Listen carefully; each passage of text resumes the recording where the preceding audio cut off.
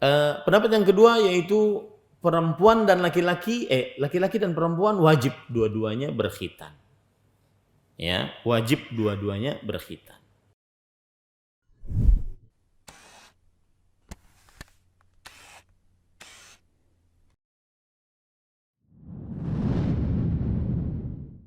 Assalamualaikum warahmatullahi wabarakatuh.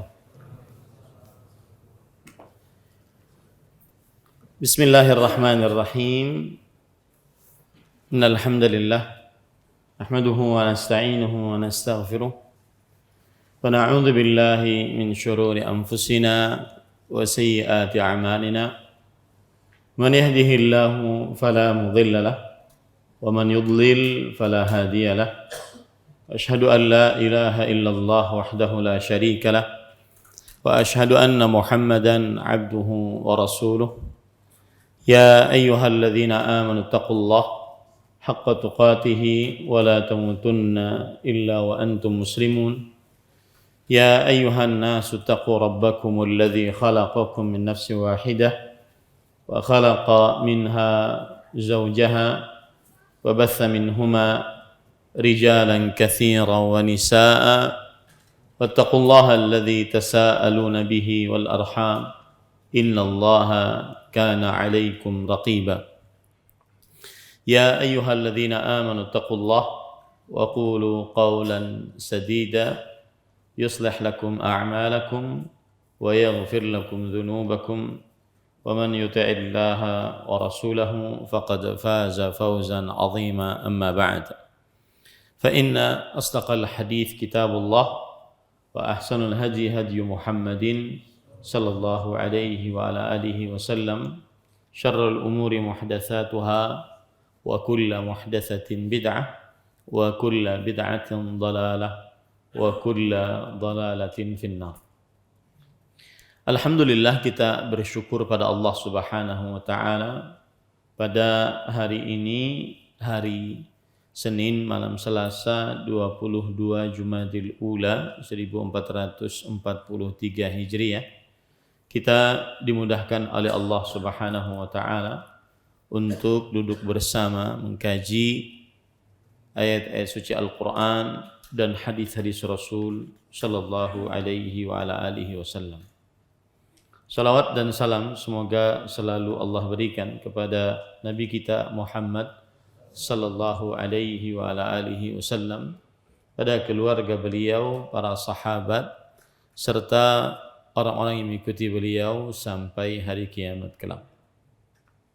Dengan nama-nama Allah yang husna dan sifat-sifatnya yang ulia, kita berdoa, Allahumma inna nas'aluka ilman nafi'an wa rizqan tayyiban wa amalan mutaqabbala. Allahumma amin.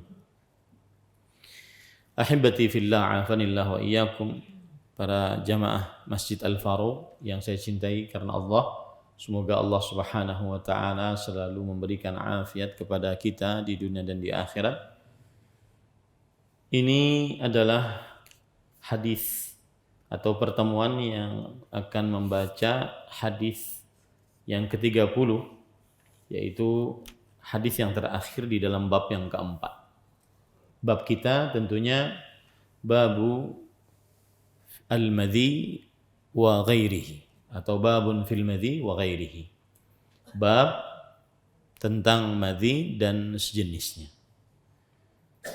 Dan di dalam bab ini kita membicarakan tentang madhi, tentang mani, kemudian tentang angin yang keluar dari dubur yaitu kentut, kemudian tentang kencing, kemudian juga tentang kencing dewasa, orang-orang dewasa, atau kencing orang-orang yang masih kecil.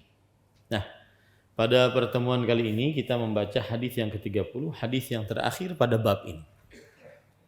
Dan permasalahannya agak panjang, maka mohon bersabar. Saya bacakan hadisnya.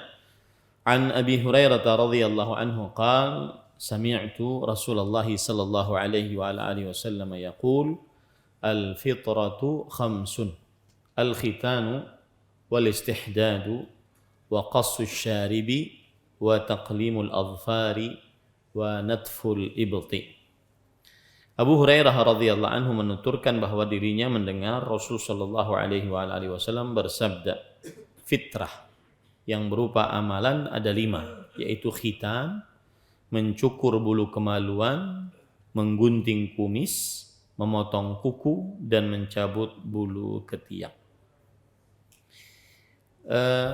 Poin pertama dari hadis ini adalah biografi perawi dari sahabat yang meriwayatkan hadis ini, yaitu Abu Hurairah radhiyallahu anhu. Dan Abu Hurairah kunyah, nama beliau Abdurrahman bin Sakhr ad-Dausi. Beliau dari daerah Daus. Daus ada di Yaman. Dan beliau sahabat Rasul sallallahu alaihi wasallam yang masuk Islam di tahun ke-7 Hijriah, yaitu pada peperangan Khaybar. Dan ini termasuk keislaman yang terlambat dari sahabat Nabi Muhammad sallallahu alaihi wasallam. Dan sering kita ungkap bahwa akibat kegigihan maka akhirnya Abu Hurairah radhiyallahu anhu bisa menandingi bahkan melebihi para sahabat Nabi radhiyallahu anhum yang lain untuk meriwayatkan hadis. Nah, ini saya sering singgung bahwa Islam menganut sebab akibat. Ada sebab, maka ada akibat. Yang belajar, maka dia pintar. Islam menganut sebab akibat. Yang tidurnya cepat bisa bangun malam untuk salat tahajud. Yang meluangkan waktu, maka dia diluangkan waktu untuk mengerjakan ibadah kepada Allah. Ada sebab akibat.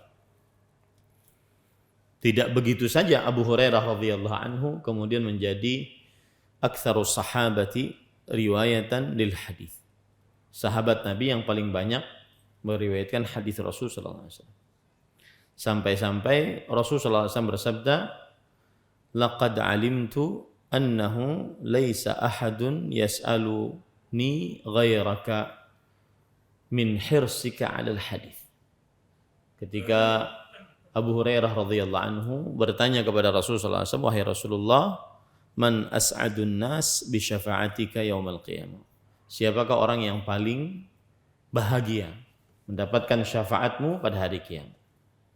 Kemudian Rasul sallallahu alaihi wasallam menjawab, "Sungguh aku sudah mengira bahwa tidak ada seorang pun yang bertanya tentang ini selain engkau karena kegigihanmu." Ini menunjukkan bahwa kegigihan pasti menghasilkan. Pasti menghasilkan dengan izin Allah Subhanahu wa taala. Ada usaha, ada hasil dengan izin Allah Subhanahu wa taala. Ada perkataan yang benar tetapi harus ditambah. Usaha tidak mendustakan hasil dengan izin Allah. Itu tambahan. Nah, kalau seandainya orang berusaha kemudian tidak menyandarkan kepada Allah, maka ini berarti qadariyah. Ini berarti qadariyah. Usaha tidak mendustakan hasil. Hasil buah manis dari usaha. Siapa yang membaca, pasti dia lebih daripada yang tidak membaca. Siapa yang menghafal, pasti dia hafal dengan izin Allah Subhanahu wa taala. Nah, dan ini adalah dari Abu Hurairah radhiyallahu anhu. Baik. Kemudian Abu Hurairah radhiyallahu anhu menuturkan bahwa dirinya mendengar Rasulullah SAW. Mendengar di sini adalah sighatut tahammul al-qawiyah, yaitu lafaz redaksi yang kuat untuk mendapatkan hadis Rasulullah SAW. Mendengar itu berarti langsung beliau mendengar Rasul sallallahu alaihi wasallam bersabda. Tidak melalui orang kedua, orang ketiga. Nah, kalau seandainya ada kata sami'tu berbeda dengan amba'ana, aku telah mendengar, berbeda dengan telah memberitahukan kepada kami. Telah memberitahukan mungkin melalui orang kedua, orang ketiga. Tapi ketika aku telah mendengar, itu menunjukkan kekuatan dalam redaksi hadis. Nah, Rasulullah sallallahu alaihi wasallam bersabda, al-fitratu khamsun. Fitrah dalam tanda kurung yang berupa amalan ada 5. Para ikhwan yang dirahmati oleh Allah, jumhur ulama berpendapat bahwasanya fitrah yang dimaksud di sini adalah sunnah. Jadi kalau kita lihat sunnah itu ada 5. Sunnah Nabi Muhammad sallallahu alaihi wasallam ada 5. Apa maksud sunnah? Kata jumhur ulama, kata mayoritas para ulama, annal khisal allati dzukirat fil hadithi min sunanil anbiya'i salawatullahi alaihim wasallamuhum. Bahwa 5 perkara yang disebutkan dalam hadis nanti adalah termasuk sunnah-sunnah para nabi, ajaran para nabi alaihi wassalatu wassalam. Jadi fitrah di sini ajaran. Bahasa Arabnya sunnah. Itu makna yang pertama dari kata fitrah. Karena Rasulullah sallallahu alaihi wasallam di sini bersabda al-fitratu khamsun. Fitrah itu ada 5. Nah, fitrah di sini pengertian yang pertama adalah ajaran. Taib. Kemudian pengertian yang kedua adalah ad-din, yaitu agama ataupun amalan yang merupakan syariat Islam. Amalan yang artinya berarti amalan itu ada 5. Amalan dalam syariat Islam ada 5. Kemudian ada lagi yang mengatakan bahwa fitrah di sini adalah al-Islam, yaitu ajaran Islam. Salah satunya adalah 5 ini.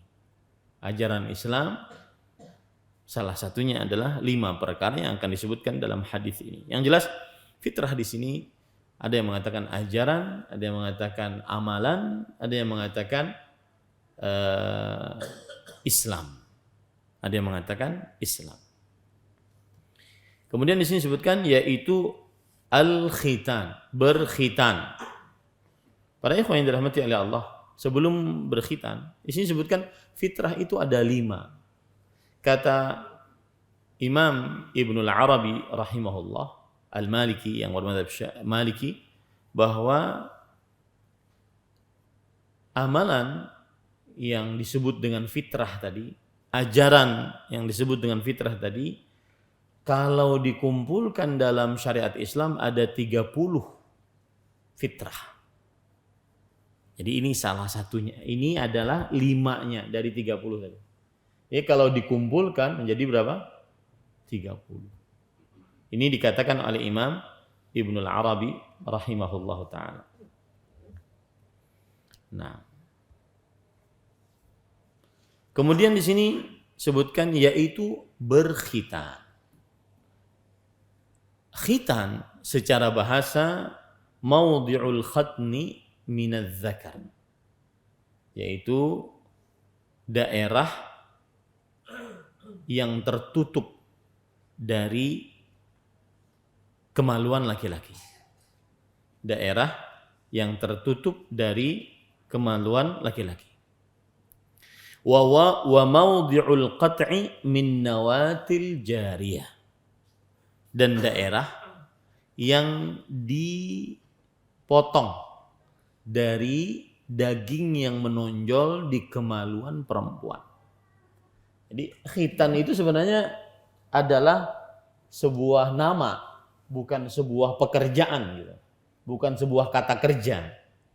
Khitan itu adalah apa? Sebuah nama. Nama apa? Nama daerah di kemaluan laki-laki yang dipotong.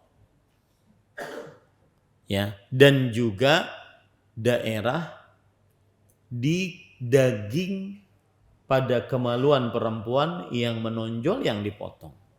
Jadi sebenarnya khitan itu sekali lagi dia adalah nama, bukan kata kerja.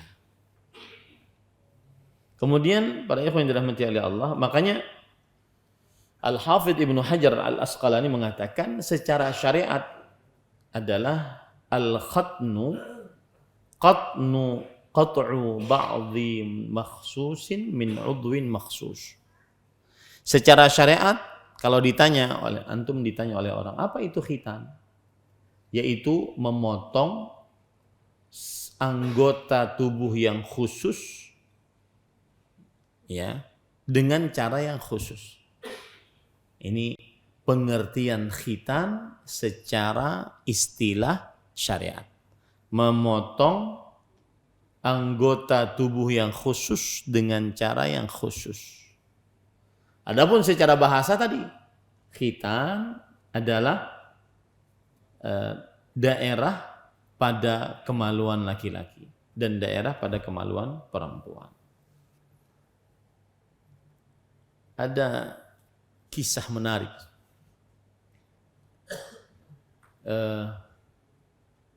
Imam Ibnu Hazm, seorang pencetus mazhab Zahiri, karena beliau memahami tekstual hadis seperti itu, yang disebut dengan Zahiri. Ada yang mengatakan salah satu sebab mengapa Imam Ibnu Hazm rahimahullah akhirnya terjun ke dunia ilmu agama, menjadi para ulama. Salah satu sebabnya adalah beliau masuk masjid sebelum sholat zuhur. Lalu setelah itu orang-orang menasihati beliau, hendaknya engkau sebelum duduk sholat tahiyatul masjid. Akhirnya beliau bangun, beliau sholat. Baik. Setelah asar beliau datang lagi ke masjid. Kemudian beliau duduk, beliau sholat. Setelah asar beliau masuk ke masjid. Kemudian beliau sholat.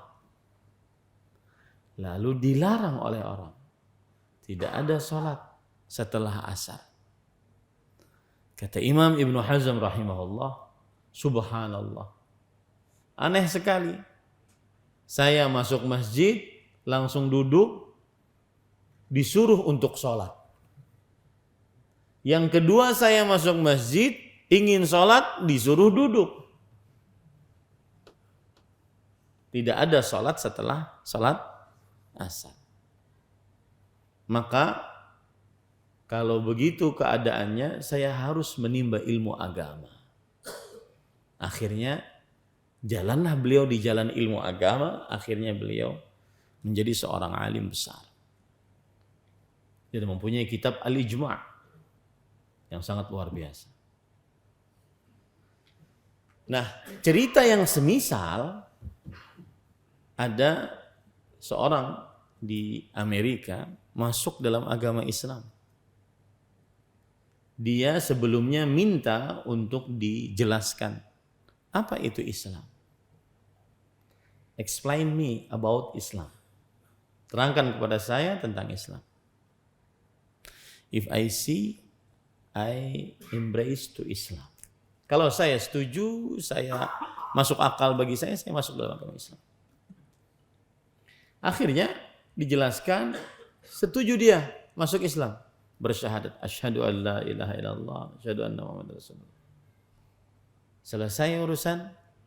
Ada, kalau di kita ini ya para pengurus masjid yang semangat-semangat gitu. Langsung mengajak orang yang baru masuk Islam ini, yang mu'alaf ini, let's go to hospital. Ayo kita pergi ke rumah sakit. Kemudian, what are we doing? Kita ngapain ke rumah sakit? Kata orang ini, cutting. Itu harus dikhitan, cutting. Dia langsung melihat ini modal satu-satunya. Oh, masa harus dipotong masuk Islam? Kalau begitu saya cancel masuk Islam. Kata yang mau bawa ke rumah sakit, kalau kamu cancel masuk Islam, berarti kamu murtad. Masuk Islam dipotong bawah, keluar Islam dipotong atas. Ini agama apa? Nah, ini menunjukkan bahwasanya semuanya harus dihadapi dengan ilmu agama. Nah, saya lihat para santri pada liburan, jangan bosan untuk menimba ilmu agama. Dan jangan mengatakan saya sudah cukup menimba ilmu agama. La yazalu rajulu 'aliman ma ta'allam. Fa idza istaghna waqtafa fa'lam annahu ajhalu ma yakun. Masih saja seseorang dikatakan sebagai orang berilmu selama dia belajar. Apabila dia sudah merasa cukup, tidak memerlukan lagi, ketahuilah dia orang paling bodoh. Maka harus belajar ilmu agama. Nah, ini berkaitan dengan khitan ya. Baik. Kemudian ahibati hafizakumullah taala, mencukur bulu kemaluan atau yang disebut dengan al-istihdad. Istihdad artinya adalah halqu sya'ril 'anah. Mencukur, bukan hanya mencabut, mencukur bulu kemaluan, bukan menipiskan. Mencukur. Kalau menipiskan itu qassu. Qas, menggunting tipis. Ini mencukur halq, yaitu seorang misalkan rambut kepalanya nih laki-laki, potong, gundul pelontos.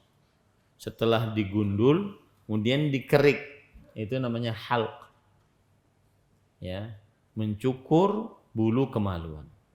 Kenapa disebut dengan istihdad? Li isti'mali al-hadid. Karena memakai hadid. Hadid artinya adalah besi. Dalam hal ini yaitu silet. Silet kan terbuat dari besi. Atau pisau kecil yang khusus untuk mengerik, yang terbuat dari besi. Makanya disebut dengan al-istihdad. Diambil dari kata hadid. Hadid artinya adalah besi. Allah berfirman dalam Al-Quran, wa alanna lahul hadid. Dan kami lemahkan untuk Nabi Daud hadid, yaitu besi. Kemudian menggunting kumis. Bahasa hadisnya qassus syarib. Menggunting di sini maksudnya adalah memotong ujung-ujung kumis. Makanya ada yang mengatakan, ini misalkan kumis ya, saya nggak pakai kumis masalahnya. Ada yang mengatakan memotong ujung-ujung kumis. Jadi kumis kemudian dipotong di sini. Dan itu sering kita lihat para masyayikh kita di Al-Madinah dan juga di Arab Saudi, mereka motongnya cuma sini saja. Jadi tidak sampai ke sini kumisnya, sini potong. Karena maksud dari qas adalah qat'u atrafi sya'rihi, yaitu memotong ujung-ujung rambutnya. Wasyarib asy-sya'ru alladhi yanbutu fawqa asy-syafatil 'ulya. Yang namanya kumis adalah yaitu rambut yang tumbuh di atas bibir, di atas bibir atas. Rambut yang tumbuh di atas bibir atas. Bibir kita, nah, rambut yang tumbuh itu disebut dengan kumis. Berarti kalau lewat, maka itu yang disebut dengan qas. Ini penafsiran yang pertama.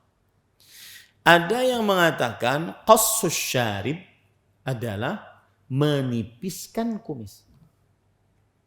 Berarti kumisnya biarkan panjang, kadang nyambung dengan jenggot, ya. Biarkan panjang tapi ditipiskan.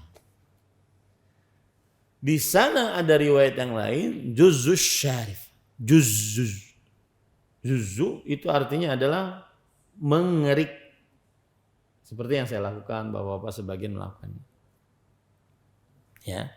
Ini para ikhwan dirahmati oleh Allah. Asyarib artinya kumis. Kumis adalah rambut yang tumbuh di atas bibir atas. Nah, kemudian setelah itu menggunting kumis, memotong kuku. Memotong kuku maksudnya adalah qat'u atrafihal kharijah an manabitiha fil lahm. Lihat ini penting. Memotong ujung-ujung kuku yang keluar dari tempat tumbuhnya pada daging. Jadi batasannya itu pada dagingnya. Karena ada sebagian ikhwah yang dia potong tapi tidak sampai kepada awal daging tumbuh dari kulit, dari kuku tersebut. Jadi disisakan gitu. Paham lah maksudnya? Ada sebagian ikhwah itu seperti itu. Maka ini tidak benar. Ya, ini tidak benar. Kemudian dan mencabut bulu ketiak. Apa yang disebut dengan natful ibti? Nun ta fa. Natful ibti, mencabut bulu ketiak. Izalatu ma 'alal ibti minasy-sya'r. Menghilangkan rambut-rambut yang ada pada ketiak. An tariqin natfi, dengan cara mencabut. Ya. Dan para ikhwah yang dimaksud dengan al-ibtu atau ketiak adalah batinul mankib wa qila batinul janah. Yang dimaksud dengan ketiak adalah bagian dalam dari pundak. Ini kan pundaknya. Bagian dalam dari pundak itulah yang disebut dengan ketiak. Baik. Sekarang apa permasalahan fikih yang ada di dalam? Dan saya peringatkan, kalau kita belajar fikih itu pasti ada ikhtilaf. Ya, jadi jangan bosan. Wah, ini beda pendapat, harus beda pendapat, harus karena pernah sepakat. Fikih seperti itu. Beda dengan akidah, jarang berbeda pendapat kalau masalah akidah. Ya. Kalau masalah akidah jarang berbeda pendapat. Makanya tidak ada perbedaan pendapat di antara para ulama tentang kaum Khawarij.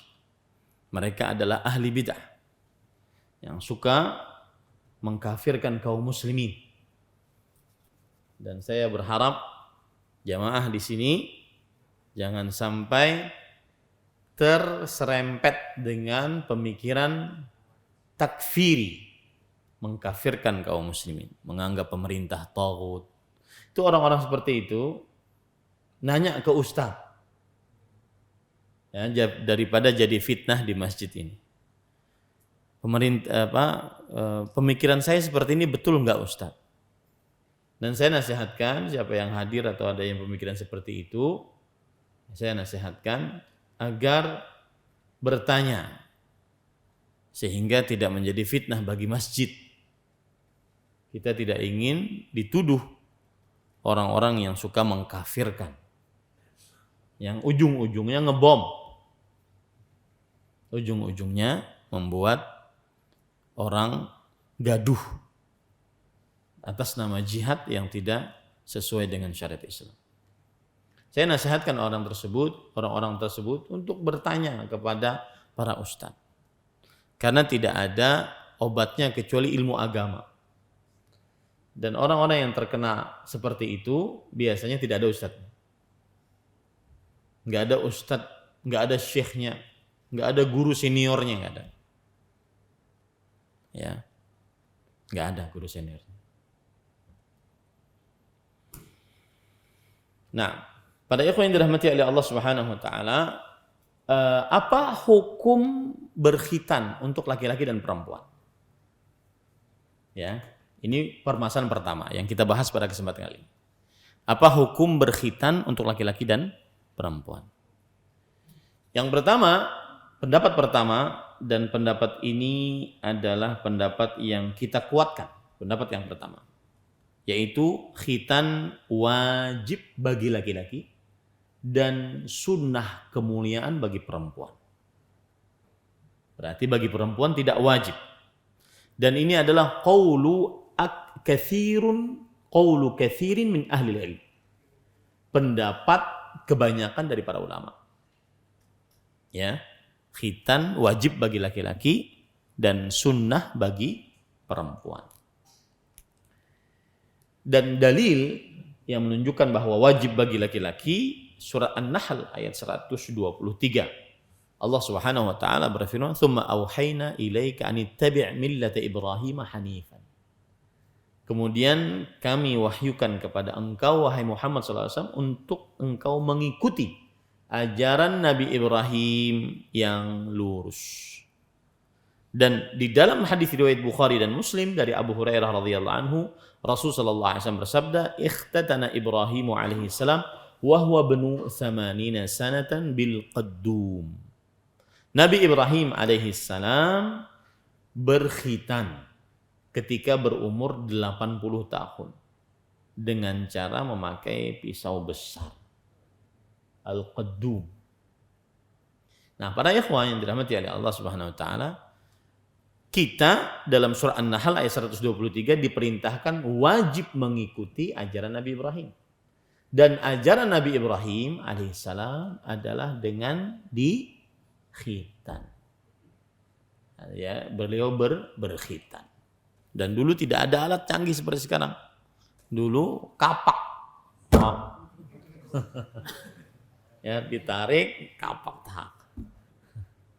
Ya, finanya nyaman, Bang. Lakas gitu maksudnya. Ya, daripada pakai gunting, ya, tarik aja kulitnya, tatak langsung. Selesai urusan tuh.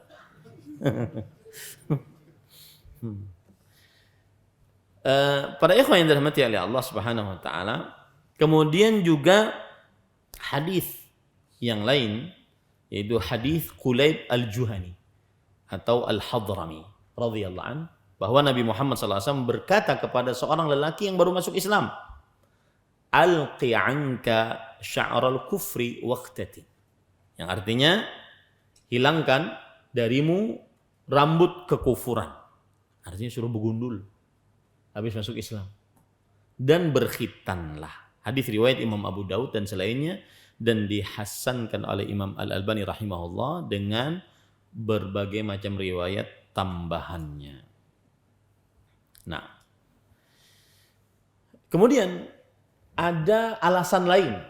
Itu kan tadi dalil-dalil ya, dalil dari Al-Quran, hadis Rasul 2. Kemudian ada alasan lain yang mengatakan bahwa bagi laki-laki wajib untuk berkhitan. Li'annal qulfata tahbisun najas. Karena kulit yang ada di kepala kemaluan laki-laki itu menahan najis. Jadi sebagian dari kencing masih ada tersisa di situ. Menahan najis. Fatatawaqqafu ala qatiha sihhatus salah. Maka kesahan salat akan berdasarkan sesuai dengan dipotongnya atau tidak dari kulit kepala kemaluan laki-laki tersebut. Ya, seperti orang menahan najis pada mulutnya dan dia sholat. Nah, ini termasuk yang tidak bisa mengerjakan sholat. Tetapi para ikhwan yang dirahmati oleh Allah Subhanahu wa taala, ini ada yang menolak pendalilannya. Kata mereka tidak cocok pendalilannya. Ya, tidak cocok pendalilannya. Tetapi yang jelas ada hadis Rasul, ada ayat Al-Qur'an surah An-Nahl ayat 123 dan hadis Rasul riwayat Imam Bukhari dan Imam Muslim.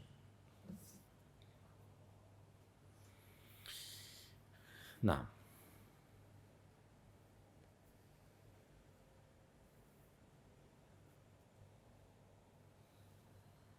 kemudian ada yang mengatakan bahwasanya menutup aurat wajib. Ya. Menutup aurat wajib. Jikalau bukan karena khitan wajib, maka tidak diperbolehkan untuk terbuka auratnya. Artinya gini, kita ini kan wajib menutup aurat. Tapi karena khitan itu wajib, maka tidak mengapa pada saat itu meskipun aurat terbuka dipotong. Ini menunjukkan kewajiban berkhitan. Kalau tidak wajib kan bisa dipotong. Ya, kalau tidak wajib kalau dipotong. Dengan alasan apa? Menutup aurat wajib. Tapi karena dia wajib, meskipun menutup aurat wajib, maka harus dibuka dan dipotong. Nah, ini para ikhwah. Pendapat yang kedua, pian mau tulis mau tidak, mau perhatikan enggak ada, yang penting ada pendapat kedua. Ya, karena yang paling utama pian sudah tak paham bahwasanya pendapat yang pertama adalah laki-laki wajib berkhitan, perempuan sunnah. Pendapat yang kedua yaitu perempuan dan laki-laki dan perempuan wajib dua-duanya berkhitan. Ya, wajib dua-duanya berkhitan. Dan para ikhwan yang dirahmati oleh Allah Subhanahu wa taala, dan ini adalah pendapat kebanyakan para sahabat. Laki-laki dan perempuan wajib berkhitan. Mereka berdalil dengan hadis Abdullah bin Umar radhiyallahu anhu yang disebutkan dalam kitab Musnad Al-Bazzar. Anna Nabiy sallallahu alaihi wasallam dakhala ala niswatin minal ansar. Nabi Muhammad SAW pernah menemui beberapa perempuan dari kaum Ansar. Lalu beliau bersabda, "Ya nisa al-ansar, ikhtadibna ghamsan wakhfidna wa la tunhikna fa innahu ahdha 'inda azwajikunna wa iyyakunna wa kufrul muna'amin." Artinya, wahai para perempuan Ansar, ikhtadibna ghamsan. Artinya berkhitanlah dan jangan terlalu dalam. Sedikit aja. Nanti kita akan disebutkan bagaimana cara berkhitan perempuan. Sesungguhnya khitan itu lebih disukai oleh para lelaki. Dan jauhi oleh kalian wahai para perempuan tidak berterima kasih kepada para suami yang sudah memberikan nikmat. Dalam hadis riwayat yang lain, yaitu hadis diriwayatkan oleh Imam At-Tabarani dalam kitabnya Al-Mu'jam As-Saghir dari Anas bin Malik radhiyallahu anhu, Rasulullah SAW bersabda, "Idza akhfadti fa ashimmi wa la tunhiki."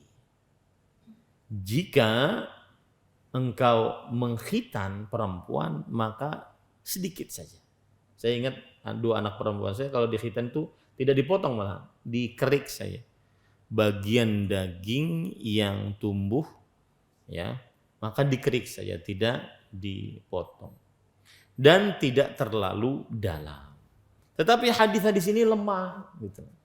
Hadis-hadis ini adalah hadis yang lemah. Pendapat yang ketiga sunnah. Baik laki-laki sunnah, perempuan sunnah. Dalilnya hadis kita ini. Khamsun minal fitrah. Yaitu 5 dari sunnah Nabi Muhammad sallallahu alaihi wa ala alihi wasallam. Nah, silahkan adzan dulu. Kita lanjutkan. Jadi pendapat yang lebih kuat apa tadi? Laki-laki hukumnya wajib, perempuan hukumnya sunnah. Dan ada 3 pendapat. Yang pertama sudah, yang kedua semuanya wajib. Yang ketiga semuanya sunnah.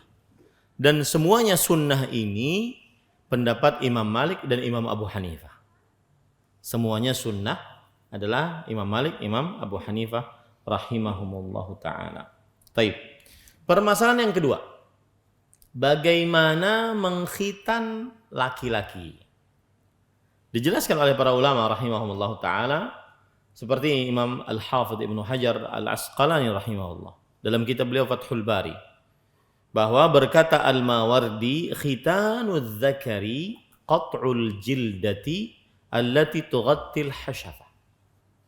Mengkhitan lelaki adalah memotong kulit yang menutupi kepala kemaluan laki-laki. Memotong kulit yang menutupi kepala kemaluan laki-laki. Dan dianjurkan untuk benar-benar menghabiskan kulit kepalanya. Ya. dari mulai awal kepala kemaluan laki-laki. Ini sangat-sangat dianjurkan. Imam Al-Juwaini yang disebut juga Imam Al-Haramain, yaitu ulama dari mazhab Syafi'i, beliau mengatakan al-mustahiqqu fir rijal qat'ul qulfah wa hiya al-jildah allati tughatti al-hashafah hatta la yabqa min al-jildati syai' mutadallal. Yang diwajibkan bagi laki-laki pada khitan adalah memotong qulfah, yaitu kulit yang menutup kemaluan laki-laki. Dia adalah kulit yang menutup kepala kemaluan laki-laki, sehingga tidak tersisa kulit yang bergelantung. Jarsidin seperti itu. Ya, sehingga tidak tersisa kulit yang bergelantung. Berkata Ibnu Sabbagh, seorang ulama juga, hatta tankashifa jami'ul hashaf, sampai terbuka seluruh kepala kemaluan laki-laki. Ini adalah cara mengkhitan laki-laki. Permasalahan selanjutnya, cara mengkhitan perempuan. Al-Imam An-Nawawi rahimahullah berkata, wa fil untha yajibu qat'u adna juz'in minal jildah allati fi a'lal farji. Perhatikan baik-baik. Dan pada perempuan wajib memotong sedikit dari kulit yang ada pada, atau sedikit daripada daging yang ada pada kemaluan perempuan yang paling atas. Daging pada kemaluan perempuan yang paling atas itu dipotong sedikit, kata Imam An-Nawawi rahimahullah ta'ala. Al-Hafidh Ibnu Hajar Al-Asqalani berkata, qala al-Mawardi, Imam Al-Mawardi berkata, khitanuha qat'ul jildah takunu fi a'la farjiha fawqa madkhalidz dzakar kan nawat au ka'urfid dik. Mengkhitan perempuan adalah memotong kulit yang berada pada bagian kemaluan perempuan yang paling tinggi, di atas tempat masuknya kemaluan laki-laki, dan dia bentuknya seperti nawat, yaitu biji dari biji kurma besarnya, atau seperti ini disebutkan seperti ini ya, atau seperti apa sih namanya kalau ayam di atasnya itu? Keker? Jengger? Nah, itunya seperti itu. Wal wajib qatul jildah al musta'liyah minhu duna isti'sali. Yang wajib hanya memotong yang atas saja, tidak seluruhnya dipotong. Kasihan pun orang habis. Ini dia. Nah, kemudian permasalahan selanjutnya, waktu yang disyariatkan untuk berkhitan, kapan waktunya? Terjadi perbedaan pendapat di antara para ulama tentang waktu dikhitan. Ada yang mengatakan wajibnya setelah baligh. Ada yang mengatakan wajibnya apa?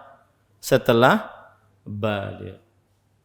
Dan dianjurkan bagi wali untuk mengkhitan anaknya pada saat masih kecil. Ulun ingat anak ulun Abdullah itu dikhitan saat, kalau tidak salah, sepekan atau sebulan setelah dilahirkan. Masih kecil. Ya, jadi kalau nangis, sakit kan, nangis tinggal disusuin selesai. Dan cepat keringnya.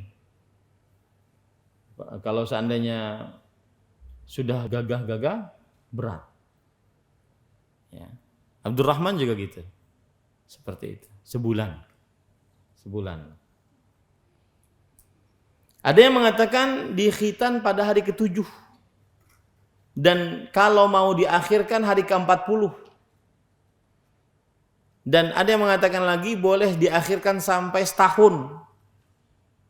Ya, ada lagi yang mengatakan bahwa tidak dikhitan sampai 12 tahun. Artinya sebelum 12 sudah harus dihitan. Ya. Karena kalau sudah 12 mungkin bisa meninjak. Sebelum 12 sudah dihitan. Nah, ini para ikhwah yang dirahmati oleh Allah Subhanahu wa taala. Imam Nawawi berkata Imam Ibnul Munzir di dalam kitab Al-Khitan bahwa laisa fi babil khitani nahyun yathbut wala liwaqti haddun yurja'u ilaih. Tidak ada di dalam bab berkhitan larangan yang tetap dan tidak ada waktu yang ditentukan yang dijadikan sebagai sandaran dan juga tidak ada sunnahnya yang diikuti dalam perihal waktunya. Nah, ini para ikhwan yang dirahmati oleh Allah. Wal asya' 'alal ibahah, dan asal hukumnya adalah mubah. Wala yajuzu hadru syai'in minha illa bihujjah. Tidak boleh kita melarang sesuatu kecuali dengan dalil. Wala na'lamu ma'a man mana'a an yakhtana as-sabiyyu li sab'ati ayyam hujjah. Kami tidak mengetahui ada dalil yang dijadikan sebagai hujjah bahwa tidak boleh sebelum 7 hari atau harus sebelum 7 hari. Tidak ada dalilnya seperti itu. Syekhul Islam Ibnu Taimiyah berkata, "Ammal khitan famata syaikhatan." Khitan itu kapan dia hendak silakan berkhitan. Oh, ini lebih ekstrem lagi. Mau umurnya 80 tahun berkhitan 80 tahun. Lakin idza rahaqal bulugh fayanbaghi an yuhtatan kama kanat al-arab taf'al li'alla yablugh illa wa huwa makhtun. Tetapi kata Syekhul Islam Ibnu Taimiyah rahimahullah, jika sudah mau baligh berarti umur 13, 14, mau baligh gitu ya, maka hendaknya dia berkhitan sebagaimana orang Arab melakukannya. Mereka berkhitan sebelum baligh agar tidak baligh kecuali sudah dalam keadaan berkhitan. Agar tidak baligh kecuali dalam keadaan sudah berkhitan. Wallahu a'lam, pendapat yang lebih kuat adalah yaitu pendapat tidak ada batasan waktu paling cepat, paling lambat dalam berkhitan. Tetapi kata Imam An-Nawawi yang menukilkan pendapat dari ulama-ulama mazhab Syafi'i, lakin yustahabbu lil wali an yakhtina as-saghira fi sigharihi li'annahu arfaqu bih. Ini yang saya katakan tadi. Hendaknya orang tua mengkhitan anaknya saat masih kecil.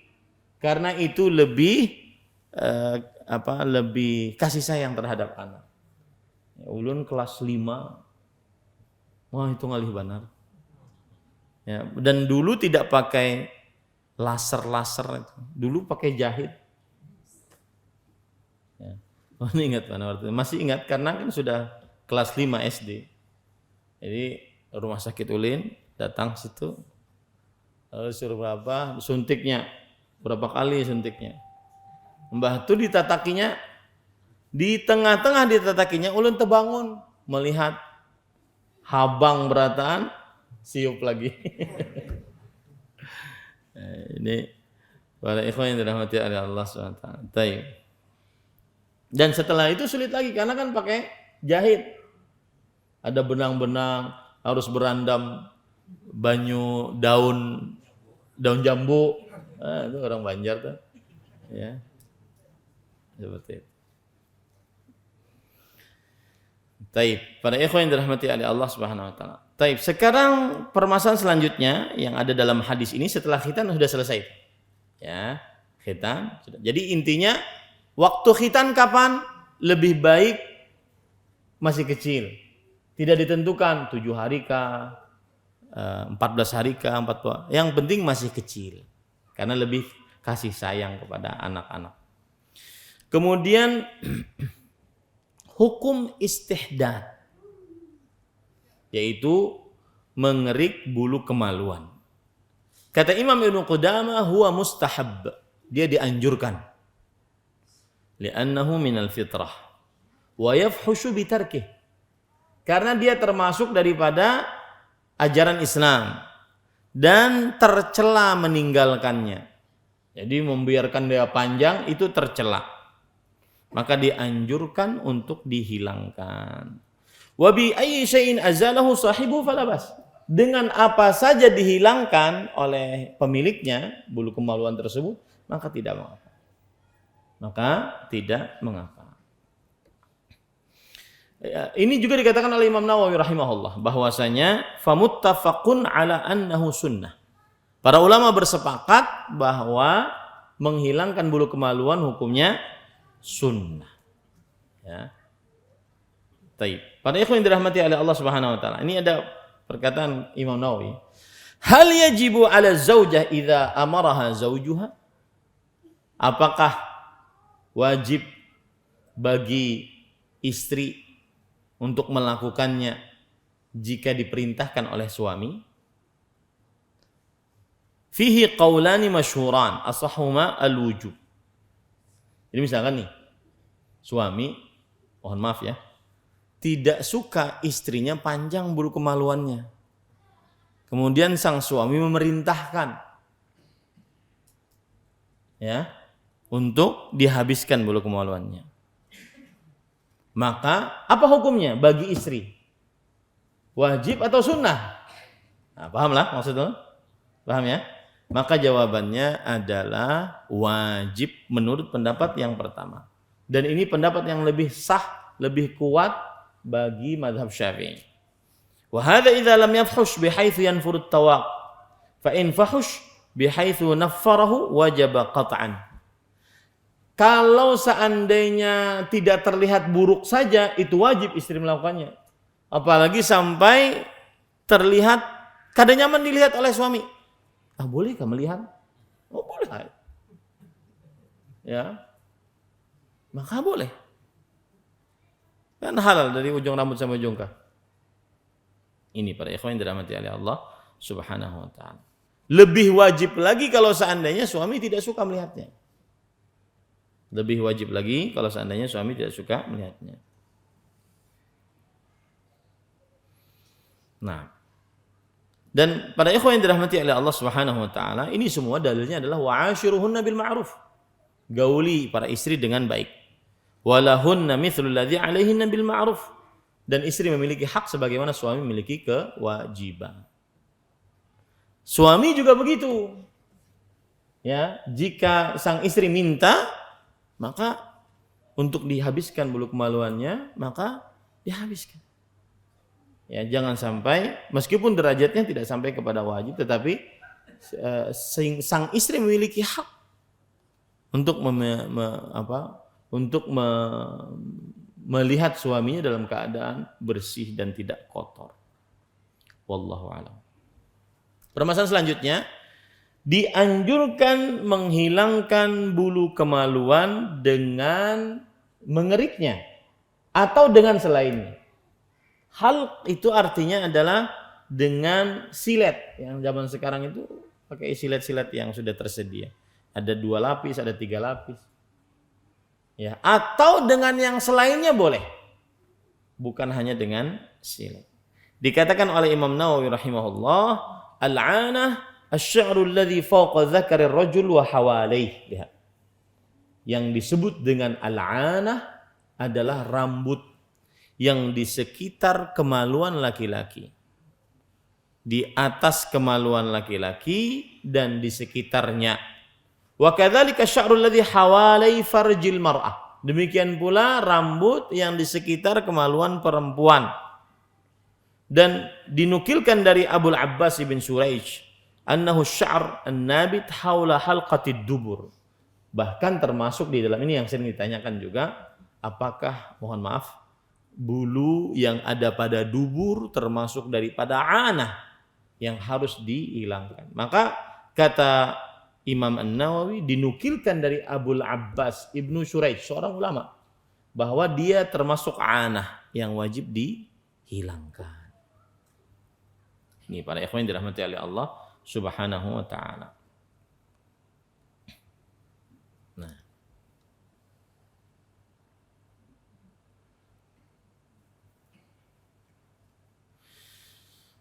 sekarang permasalahan selanjutnya, waktu menghilangkan bulu kemaluan. Berapa lama gitu ya. Kata Imam An-Nawawi rahimahullah, amma waktu halqihi, waktu menggundulnya, fal mukhtar annahu yudbatu bil hajah wa tulih. Maka pendapat yang lebih kita pilih, kata Imam Nawawi rahimahullah, adalah dibatasi dengan saat diperlukan dan dilihat dari sisi panjang pendeknya. Jadi tidak ada dalil khusus ya akan hal itu. Maka jika sudah pemanjang, maka dia gundul. Demikian pula membatasi di dalam memotong kumis. Demikian pula dalam mencabut bulu ketiak, memotong kuku. Adapun hadis Anas yang disebutkan di dalam kitab bahwa waqata lana fi qassis syarib wa taqlimin adfar wa natfil ibti wa halqil ana alla yatruka aktsara min 40 lailah fama'nahu la yatruku tarkan yatajawazu bihi 40 la annahum waqata lahum tark 40 wallahu a'lam. Ini perhatikan baik-baik. Jadi batasannya ketika panjang. Paham ini ya? Batasannya saat apa? Saat panjang. Baik itu kumis, kemudian ketiak, kemudian kuku, kemudian bulu kemaluan. Batasannya ketika panjang dan ketika diperlukan untuk dipotong atau digundul.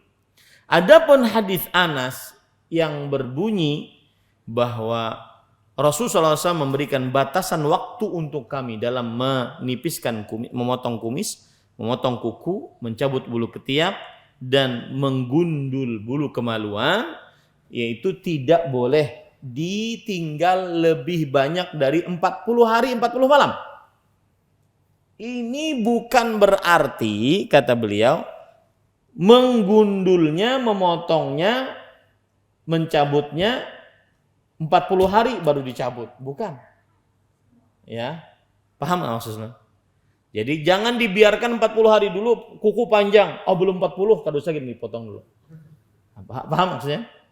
Bukan itu. Tetapi batasan maksimal tidak boleh lebih dari itu, yaitu berapa? 40 hari. Lalu dianjurkan kapan? Setiap Jumat. Nanti ada dalil tersendiri akan hal itu. Baik. Kalau ada yang membiarkan setelah 40 hari. Pernah kan lihat di media sosial tuh kuku panjang 16 tahun kada di Bapak buahnya tuh subhanallah. Ya.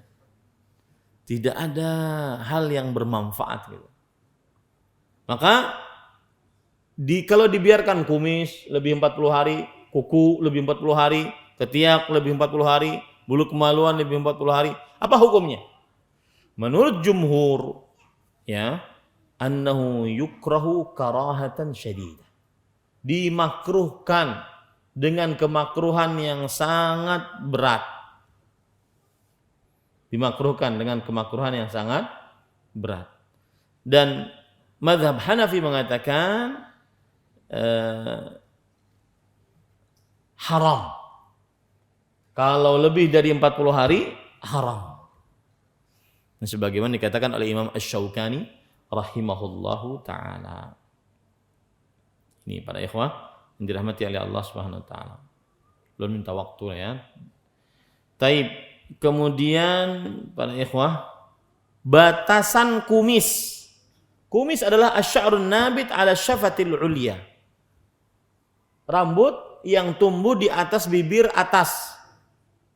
Dan terjadi ikhtilaf, perbedaan pendapat di antara para ulama di samping-sampingnya. Ya, di samping-sampingnya. Ada yang mengatakan dia adalah kumis dan berarti dianjurkan untuk ditipiskan. Ada yang mengatakan dia termasuk daripada jenggot. Ini kan batasan kumis nih, sini aja nih. Nah, kalau lebih dari sini, yang biasanya nyambung dengan jenggot, apakah termasuk dihilangkan atau tidak? Ya, ada yang mengatakan dia kumis cuma sampai sini, bagian atas bibir atas. Berarti ini tidak masuk. Ada yang mengatakan ya dia adalah masuk. Kalau tidak masuk berarti dia sama dengan jenggot, tidak boleh dipotong, ditipiskan dan semisalnya. Nah, para ikhwan yang dirahmati oleh Allah Subhanahu wa taala, itu khilaf di antara para ulama rahimahumullah taala. Hukum memotong kumis.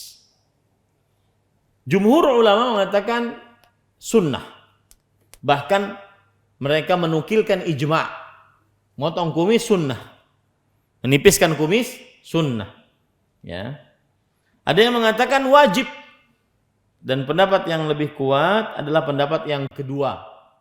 Bahwa memotong kumis tidak panjang, tidak melebihi, maka ini hukumnya adalah wajib. Dan ini pendapat Imam Ibnu Hazm tadi dan Imam Ibnu Arabi. Mereka berdalil dalam hadis riwayat Bukhari dan Muslim dari Abdullah bin Umar radhiyallahu anhuma, Nabi Muhammad sallallahu alaihi wasallam bersabda, "Khaliful musyrikin wafirul liha wa ahfus syawarib." Selisihi orang-orang musyrik dan perbanyaklah jenggot. Ya, perbanyaklah jenggot dan tipiskanlah kumis. Itu perintah. Wal aslu fil amril mutlaq lil wujub. Asal hukum perintah secara mutlak adalah wajib. Nah, ini pendapat yang lebih kita kuatkan, yaitu bahwa menipiskan kumis adalah apa? Wajib. Baik. Para ikhwan yang dirahmati Allah. Nah, cara menipiskan kumisnya terjadi ikhtilaf. Ada yang seperti saya, ada yang cuma dipotong tipis-tipis, ya. Ada yang di sini saja tebal, dia di sini saja dipotongnya di atas sehingga tidak terkena bibir kalau makan soto. Seperti itu. Ada beberapa ikhtilaf di antara para ulama rahimahullah ta'ala. Baik. Nah, ini dia. Bolehkah menggundul kumis? Ya. Bolehkah menggundul kumis? Para ikhwan yang dirahmati oleh Allah Subhanahu wa taala.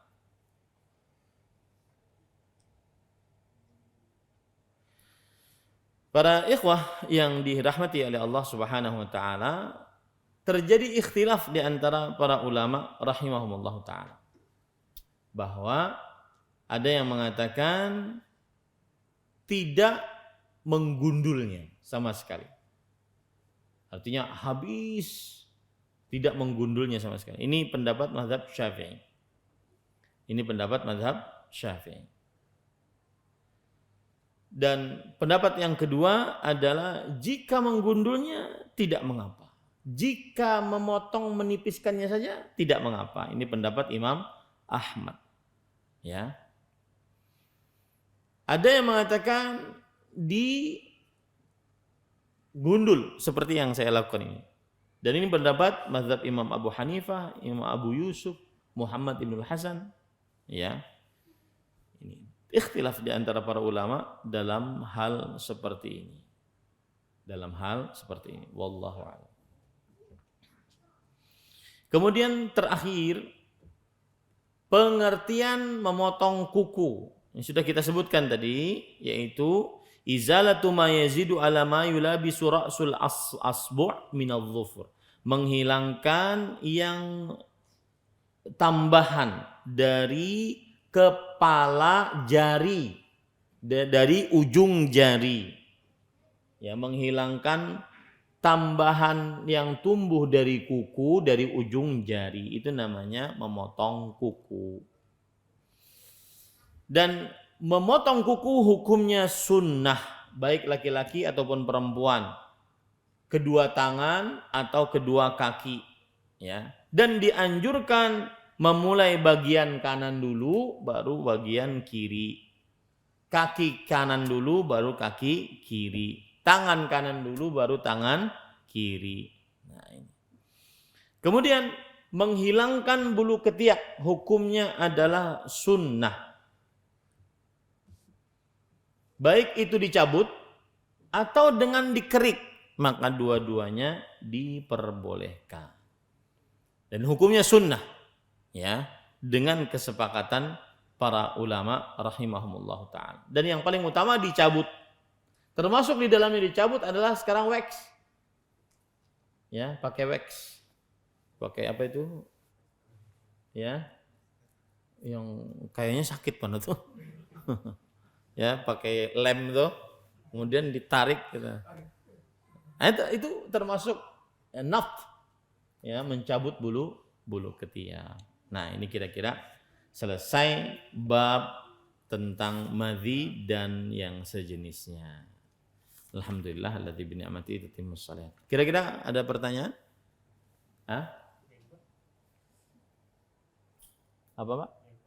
Jenggot tidak disebutkan dalam hadis ini. Jenggot di dalam hadis-hadis yang lain banyak. Seperti waffirul liha, perbanyaklah, perteballah, ya. Kemudian apalagi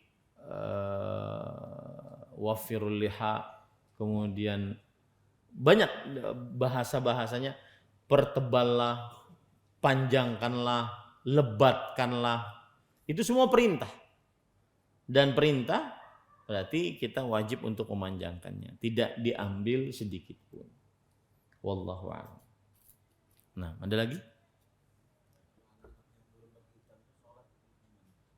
Kalau anak-anak yang belum berkhitan, maka kita katakan tadi, ada pendapat kan yang mengatakan bahwa kenapa diwajibkan khitan? Karena kata yang mewajibkan ini anak-anak ini membawa najis. Ya, maka kita katakan itu pendapat ada semacam kurang tepat. Kurang tepat. Karena kita tidak diperintahkan untuk beribadah dengan sesuatu yang kita tidak sanggupi. Ya, artinya apa? Kita berpendapat wajib berkhitan bagi laki-laki, tetapi dikatakan bahwa salah satu alasan diwajibkan adalah karena dia menahan air kencing, maka ini di luar kemampuan manusia. Ini di luar kemampuan manusia. Intinya, kalau anak-anak kecil yang belum berkhitan, sholat di saf kita, maka sholatnya sah, kita safnya pun juga dinamakan sebagai seorang yang menyambung saf. Kenapa demikian? Karena tadi alasan bahwa dia menahan kencing belum begitu pasti. Karena tidak ada dalil jelas rinci akan hal tersebut. Itu hanya alasan para ulama fikih. Kenapa wajib berkhitan? Karena khitan itu menghilangkan endapan kencing yang najis pada kulit kepala kemaluan laki-laki. Tetapi belum ada dalil khusus akan hal itu. Hanya alasan para ulama fikih. Berarti kalau begitu ya tetap mereka sah sholat di samping kita.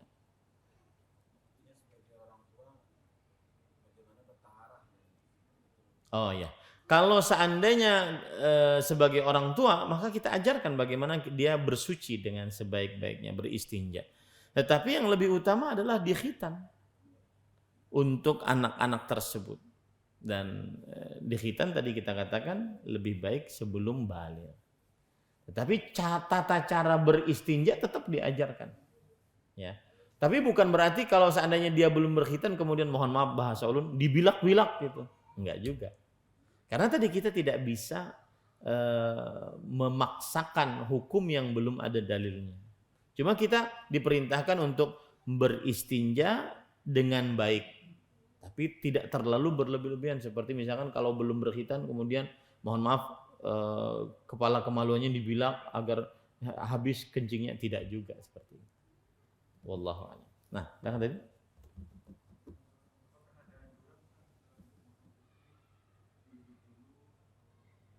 Ya. Sebenarnya tidak ada anjuran secara khusus eksplisit, tidak ada. Cuma dianjurkan dari kanan. Dalam artian Rasulullah sallallahu alaihi wasallam kana yu'jibuhu tayammun fi sya'nihi kulli. Beliau sangat suka memulai dari bagian kanan dalam setiap keadaannya. Nah, kanan dari tangan sini. Baru sini. Kanan, ya kan? Kaki juga seperti itu. Tapi itu tidak ada dalil yang eksplisit. Cuma dalilnya umum tadi. Tapi kalau dikerjakan tidak mengapa, dari kelingking dulu jari apa ini namanya? Kelingking, kemudian jari manis, jari tengah, jari telunjuk, jari ibu jari dan seterusnya. Allahu a'lam. Nah, ada lagi? Udah. Lapar sudah lapar. Kita cukupkan dengan kafaratul majlis. Subhanakallahumma hamdik, asyhadu an la ilaha illa anta astaghfiruka wa atubu ilaik. Sebelum salam, ingatkan lagi, yang terkena pemahaman takfiri silahkan tanya para ustaz. Silahkan tanya ulun, tanya ustaz-ustaz yang lain. Ya, harus diajari bahwa tidak boleh dan haram seseorang pemahaman takfiri, suka mengkafirkan kaum muslimin, menghalalkan darah kaum muslimin, menyatakan pemerintah taghut dengan mudah. Ya. Sebelum kita nanti penduduk masjid ini merasa tidak nyaman dan akhirnya agar kita tidak dituduh macam-macam. Ya. Tidak dituduh macam-macam. Wassalamualaikum warahmatullahi wabarakatuh. Terima kasih. Jazakumullah khairan wa barakallahu fikum. Video ini dibuat atas partisipasi dari donasi Anda. Semoga menjadi amal jariah bagi Anda semuanya.